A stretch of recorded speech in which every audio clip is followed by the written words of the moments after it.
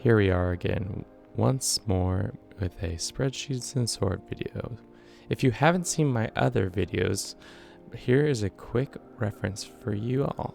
I start by selecting a specific scenario or event that occurs in Crusader Kings, then I observe it multiple times and record the datasets that stand out to me and that are interesting. From there, I build a couple different graphs to show my findings and set it all up in Google Earth so that I can animate it in a distinct way. Today, we will be revisiting our friend Haesteinn's life journey, but this time with Northern Lords DLC installed. So we will be able to compare and contrast the two different datasets. If you haven't seen my first video on our Viking child, here is a link to that. Let's get on with Where in the World is Jarl Haesteinn Part 2. As always, I like to write out 3 predictions prior to collecting the data, so here they are. Whoever he decides to attack, he will succeed 40% of the time. Last time I said 70% and that ended up being a flop, so I'm readjusting my prediction. His main target will be East Francia, and he will target them over 50% of the time. Still the weakest of the Carling holdings, but now he has Varangian Adventurer CV to possibly distract him from them. And finally, Haesteinn will live to be an average age of 70. With the added health events and just general buffs to lifespans, I think he'll be more likely to survive. Before we dive into these sick graphs, I would humbly ask for your subscription to this channel. A video like this can be a large undertaking, and your support helps make more of them.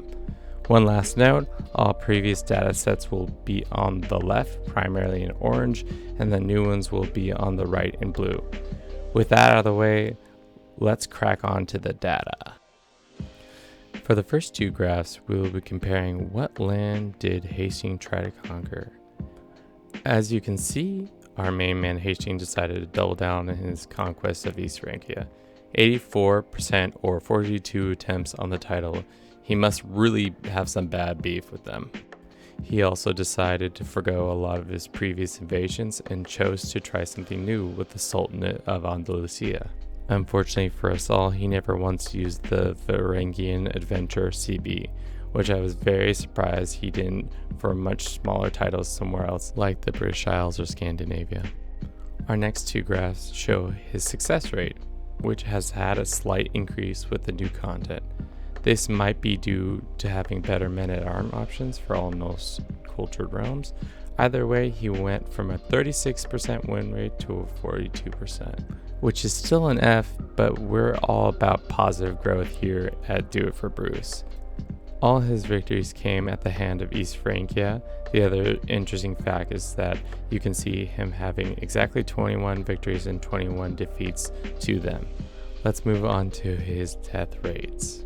The major change between these two is with the DLC. It is apparent that Haesteinn is destined to have a long and adventurous life.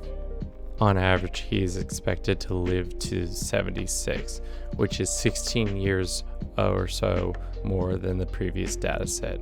I tried to figure out what one major factor was attributing to this major change, but I wasn't able to figure it out.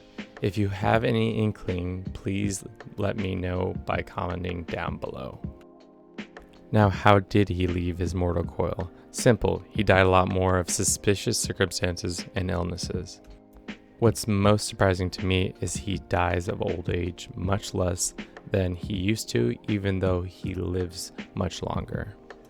On at least 3 observations, he got cancer very young but survived till his early 70s. That just shows how tough he is. Here are some random observations that I came across while doing the simulations for this.